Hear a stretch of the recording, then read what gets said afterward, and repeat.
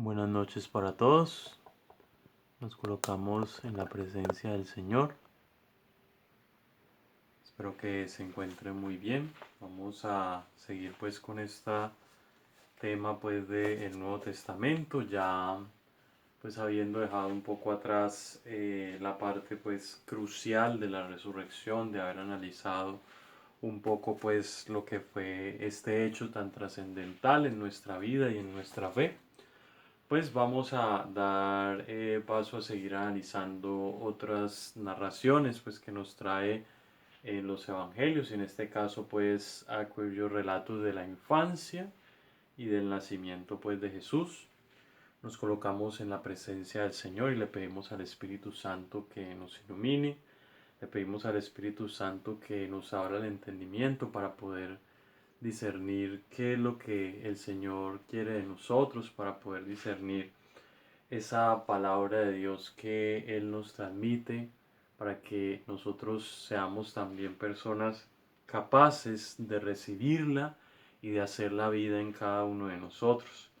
Ven Espíritu de Dios a explicarnos las Escrituras, ven Espíritu de Dios a fortalecernos en medio de las dificultades, en medio de todo lo que podamos atravesar, Señor, en estos momentos. Y no permita, Señor, que jamás nos separemos de ti. Ilumínanos, Señor, con tu presencia.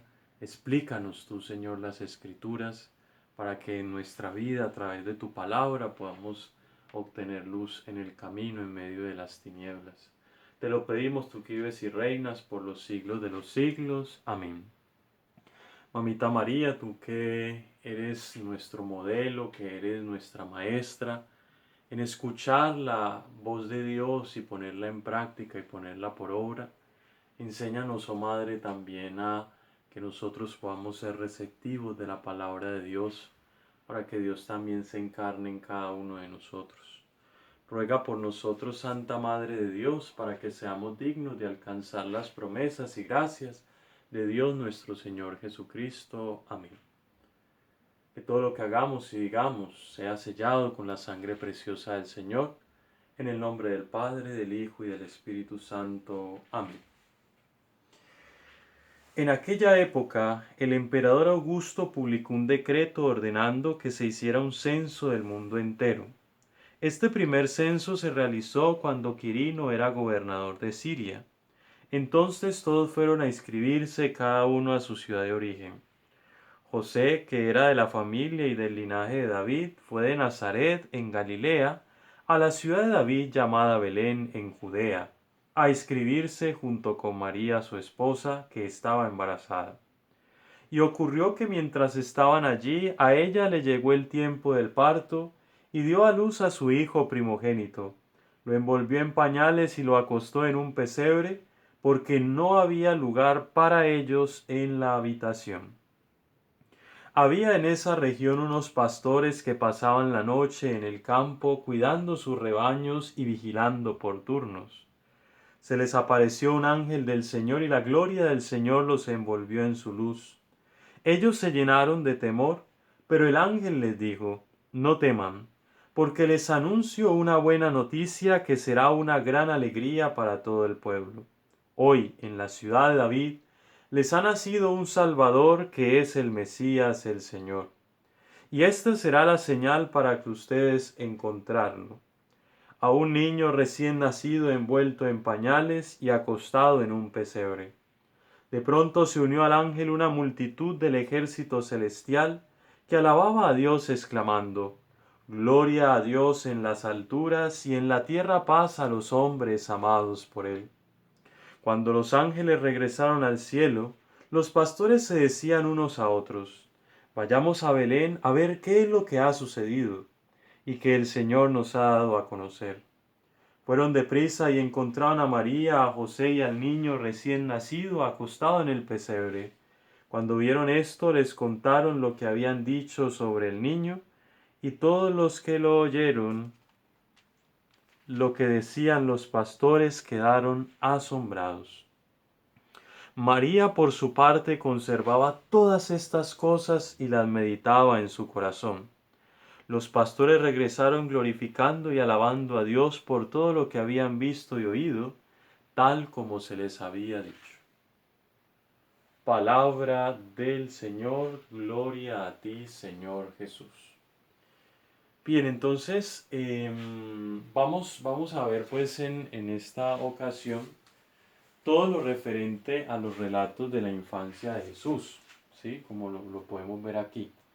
Lo primero que hay que decir es que esos relatos están cargados de una gran simbología. Una simbología pues que va a tener, como ya lo hemos visto en anteriores clases, como una relación con el Antiguo Testamento. Pero entonces no podemos tampoco pretender, igual digamos a lo que hemos estado analizando, por ejemplo, con el relato de la resurrección, no podemos entender estos textos de una manera literal, precisamente porque hay una gran simbología. Recordemos que el primer relato y lo primero que salió pues a flor de piel después de la resurrección de nuestro Señor Jesucristo fue lo que conocimos como el querigma, que anunciaban los apóstoles, hombre, la pasión, muerte y resurrección de Cristo.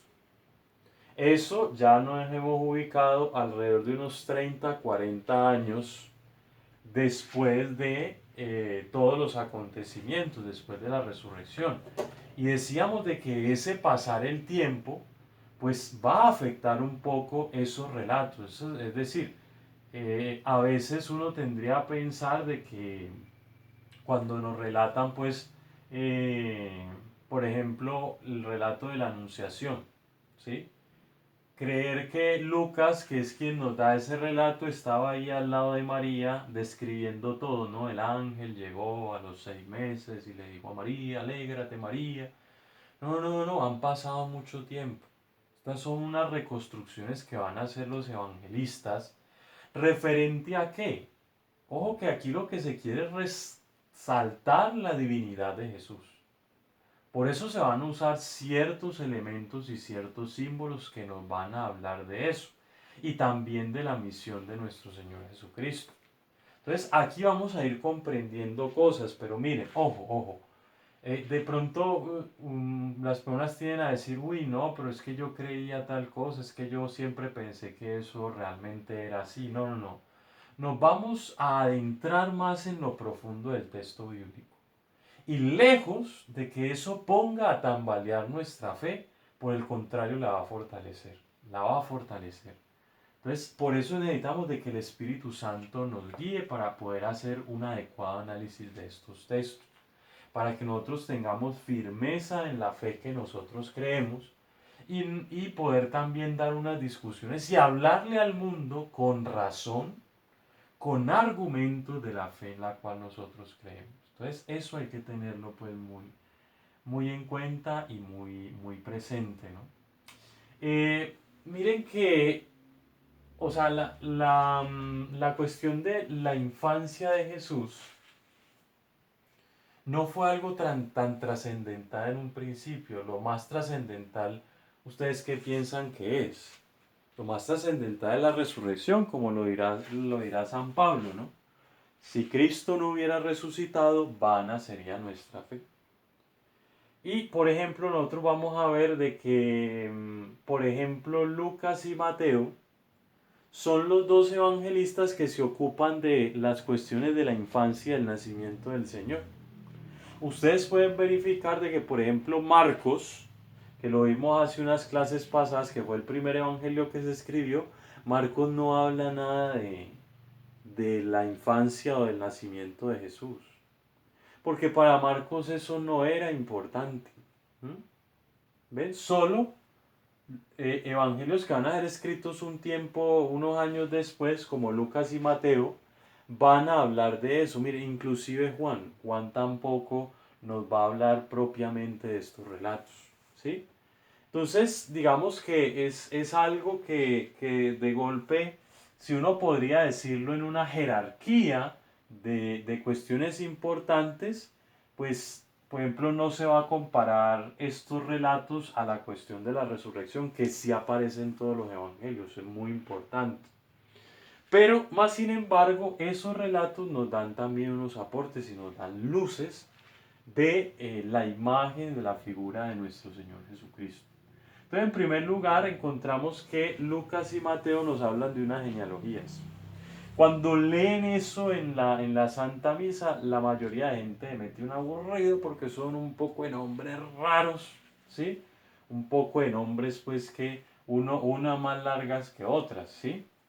Lucas plantea la unión entre Adán, pasando obviamente por David y Jesús, porque recordemos de que nos dice la tradición, pues, de que el Mesías iba a ser un descendiente del rey David.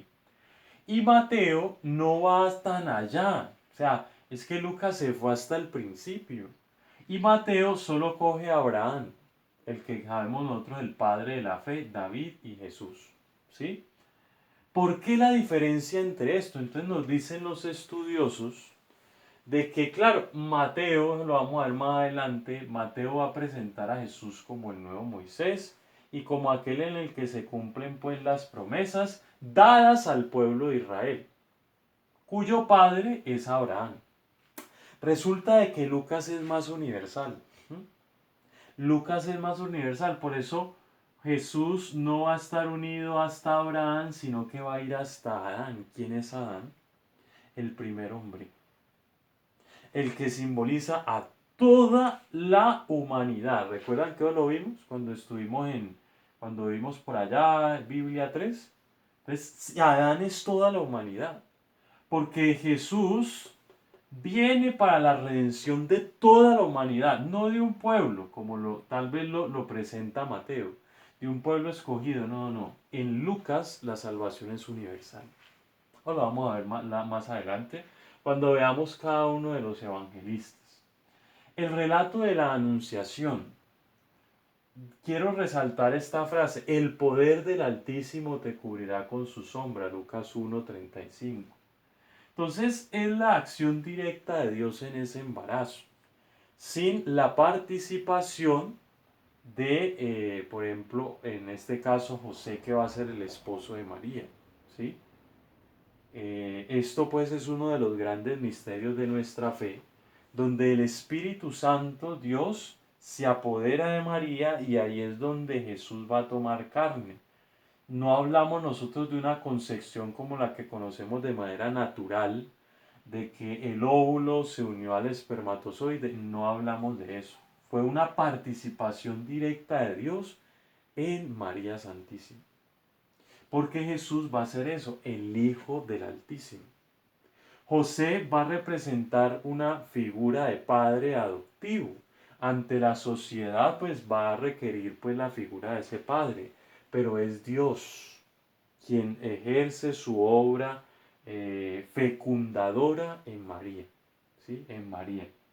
Entonces, esa es una de las cosas. Ahora, Andrés, que mire el relato tan bonito del ángel, alégrate María, porque has encontrado gracia delante de Dios. Miren, no hay que entenderlo de manera literal, ¿sí? ¿Qué significa que María haya estado hablando con el ángel? De que María va a tener una profunda experiencia con el Dios, con el Dios de Israel.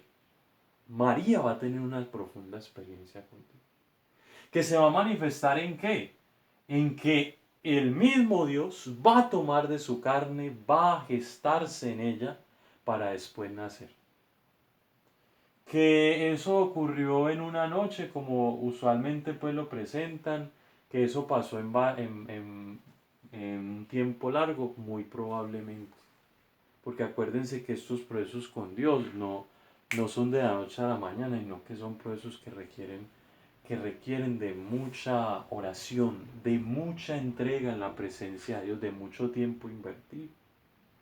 Entonces, claro, María en su vida de oración va a ser consciente de la misión que le está encomendando Dios. Ahora, María pudo, como cualquier ser humano que tiene libertad, decir, no, yo no me voy a prestar para esa vaina. ¿Qué es lo grande en María? El sí que le da a Dios. Hágase en mí según tu palabra. ¿Sí? Entonces eso es muy importante que lo tengamos en cuenta. Entonces nos olvidamos pues de los textos, no hablamos pues de que el ángel Gabriel le anunció a María, no me refiero a eso. es que quedémonos con lo esencial del texto bíblico. ¿Qué es lo esencial del texto bíblico? La profunda experiencia con Dios, que lleva a la encarnación del Hijo de Dios en el seno de María. Algo que nosotros también debemos pedirle mucho al Señor. ¿Cómo está nuestra experiencia de Dios realmente? Acuérdense que estamos llamados a ser otros Cristos en el mundo. Independiente de la vocación a la que fuimos llamados, estamos llamados a engendrar vida en el mundo, a que Dios, a que Jesús se haga vida en nosotros, a ser otros Cristos. Entonces, miren que ahí ya el texto tiene una mayor profundidad, que si nos quedamos pues en lo poético del asunto, ¿no? Y dejamos el texto por allá, que ocurrió hace mucho tiempo, entonces en la casa de María se presentó el ángel, no, no, no. Ojo, es una apertura, una disponibilidad para que la palabra de Dios se encarne en nosotros. Los cantos pues de María y de Zacarías que encontramos pues en Lucas tienen una similitud con muchos salmos y particularmente el de María se asemeja al cántico de Ana, que fue la mamá de Samuel, ¿sí? Allá Ana pues dice que por ejemplo algo similar a derribar del trono a los poderosos, ¿sí? A los humildes, ¿sí? Los colma de bienes o que los sienta con los reyes, ¿sí? Entonces tienen muchas similitudes. ¿Qué es lo que hace Lucas? Lucas va a componer a partir de toda esa experiencia y de toda esa poesía que también tiene el pueblo de Israel, estos dos maravillosos cantos, pues que son una alabanza a Dios, son una manifestación de cómo Dios se acuerda y tiene misericordia de su pueblo. Me gusta mucho en el cántico de Zacarías, conocido como el Benedicto. Por la entrañable misericordia de nuestro Dios, nos visitará el sol que nace de lo alto. Oh, no es un sol que nace de las montañas como usualmente lo vemos, sino de lo alto, para iluminar a los que viven en tiniebla y en sombra de muerte. ¿Quién es ese sol que nace de lo alto? Jesús.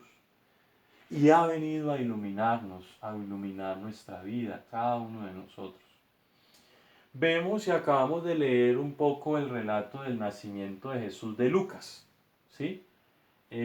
También, pues, como les digo, cargado de muchos simbolismos, que, por ejemplo, se nos habla de un gobernador. Ojo, porque en realidad el nacimiento de Jesús tiene lugar en la historia y se va a ubicar en un contexto específico, en una fecha específica. Allí se va a dar. Ahora, que se dé, que ese nacimiento se haya dado tal cual, estrictamente como se nos narra allí, no. No, no, no, no, no.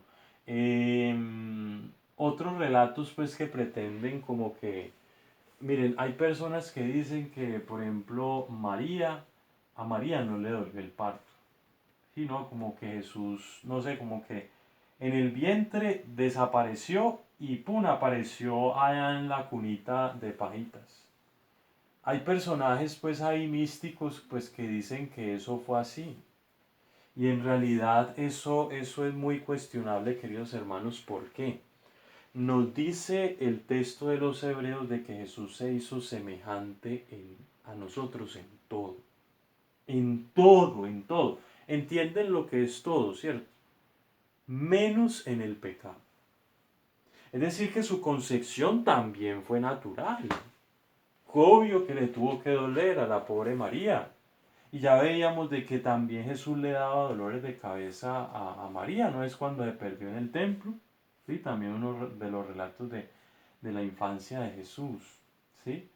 Miren, no, Jesús es verdadero hombre y verdadero Dios, pero no volvamos tan divino a Jesús que Él no sea capaz de abrazar nuestra humanidad.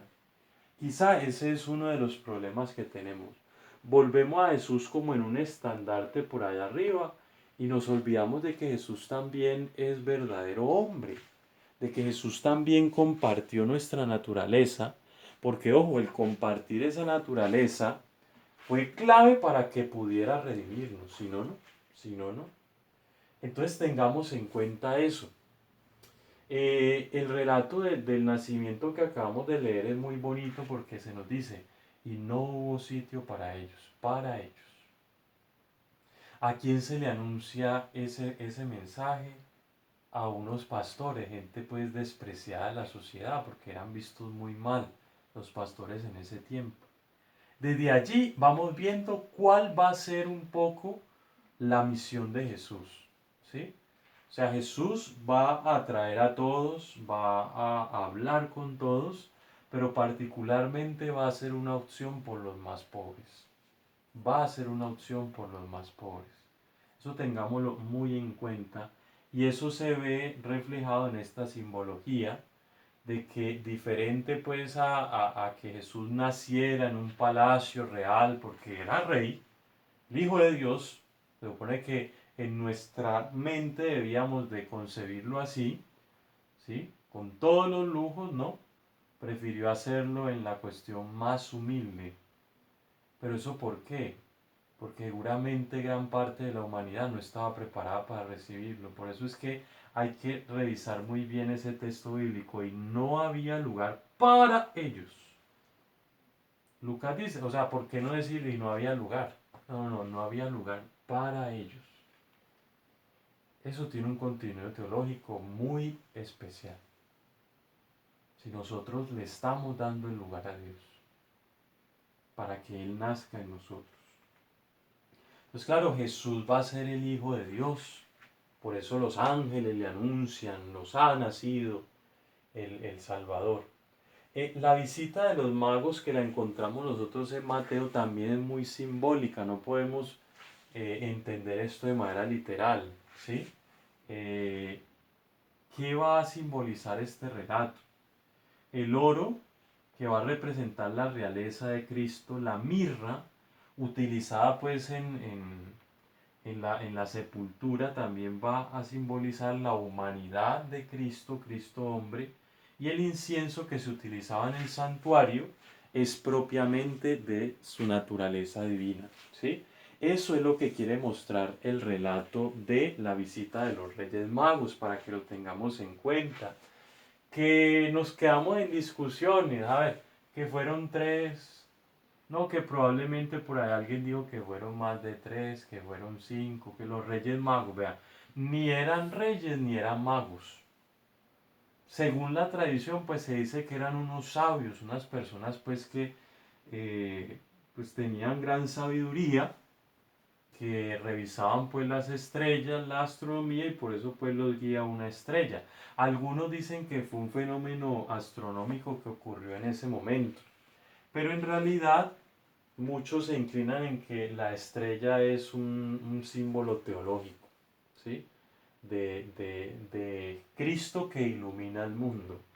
Por eso a esa visita de los Reyes Magos que la celebramos en enero, se le conoce como la Epifanía o la manifestación de Dios al mundo. El mundo que viene a conocer a Cristo. Miren que esto lo vemos en el Antiguo Testamento. Recuerden que a Salomón hubo una reina que fue a visitarla, la reina de Sabá. ¿Lo recuerdan? A escuchar que la sabiduría de Dios. Resulta de que Cristo es la sabiduría encarnada. ¿Y quién viene a visitarlo? Tres sabios. ¿Ven? Entonces miren la relación que hay Antiguo Nuevo Testamento.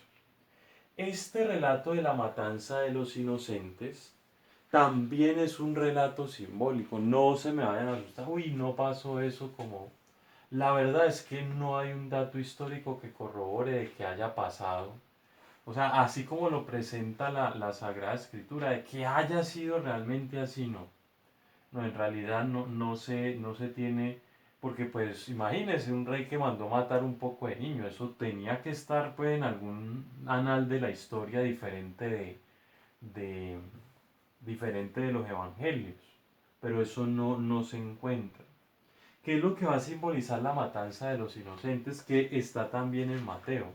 Jesús el nuevo Moisés que escapa de la muerte decretada por el rey. Para Mateo Jesús va a ser el nuevo Moisés, ¿Y esto dónde está? Esto hunde sus raíces en el Antiguo Testamento, cuando el faraón manda a que tiraran todos los niños al río, ¿se acuerdan? Y ahí se salva Moisés, pues que sus padres lo ubican en una canasta y se salva. Bueno, algo parecido quiere hacer Mateo con este relato. Por eso, imagínense, y miren que la forma de huir de la muerte es irse para Egipto, pero también llamarlo de allá después. Por eso Mateo va a decir, y lo llamé, y a mi hijo lo llamé de Egipto. Porque Jesús, ¿quién va a ser? El nuevo Moisés. Ahora, hubo algo parecido a la matanza de los inocentes. El rey Herodes, pues sí, de lo que sí se sabe es que mandó a matar a dos de sus hijos y a una de sus esposas, creo. Entonces, pues tampoco es tan alejada de la realidad eso. Sí, el rey Herodes era un tipo loco. Y como les dije, por miedo a que se quedaran con su trono, mandó matar varios miembros de su familia, entre ellos sus hijos. ¿Sí? Entonces tal vez puede haber una asociación de eso, pero no hay que entenderlo pues de una manera literal. No hay que entender de manera literal ese texto bíblico. Que sea un texto bíblico que hoy sea muy palpable en la realidad que vivimos hoy, sí, con el aborto. ¿Sí? Eso es literalmente, eso sí es de manera literal una matanza de muchos y de millones de inocentes. Entonces también ese texto ilumina estas realidades que nosotros vivimos. Y ya para terminar, ¿sí? Para no alargar más esto, está el significado y el papel de María. María es símbolo del pueblo de Dios y también de la iglesia. Ella es la nueva Eva, la madre y la esposa que, como lo dice el relato que leímos, guarda todo en el corazón. María es nuestra maestra, María nos enseña a nosotros a escuchar la voz de Dios, como lo decimos en cada oración, y a ponerla en práctica. María también es modelo de la espera de Dios, de esperar en sus promesas, de ser perseverante. María es modelo de la perseverancia, muy especialmente en los momentos difíciles. Cuando Juan nos dice de que María estaba delante de la cruz. María es un modelo a seguir. Y pues algunos hermanos nos dirán que es el camino más corto para llegar a Jesús, y así es. Entonces nos encomendamos a María en este estudio bíblico, le pedimos a ella de que como maestra nos siga ayudando a profundizar en la palabra de Dios, para que nosotros pues también la hagamos vida en cada uno de nosotros. Entonces por ahora dejamos este tema. Eh, Espero que todo marche muy bien, que Dios los bendiga y seguimos pues trabajando el próximo tema más adelante.